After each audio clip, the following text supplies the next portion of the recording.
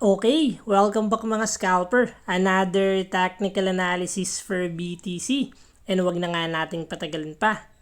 Daily time frame is isang green candle and palaki ng palaki yung volume. Kung makikita natin currently, nagkakaroon tayo ng malaking green candle but below average yung volume. So meron pa tayong more than 12 hours to close this candle. But the good news is nabasag niya na yung symmetrical triangle natin. Confirm na we are on a uptrend momentum. Silipin na natin yung possible scenario sa lower time frame. Kung makikita natin BTC still creating multiple higher low. Confirm na we are on a buyer's momentum.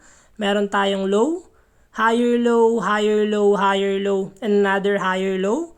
As long na i-respect ni BTC yung trendline support natin and gagawa siya ng another higher low without breaking the previous higher low, possible it's only a continuation ng uptrend momentum, and the moment na mabasag niya naman yung trendline support natin, magkaroon tayo ng sign of weakness sa buyer's momentum. But sa pinapakita ni BTC currently, we are on a uptrend momentum.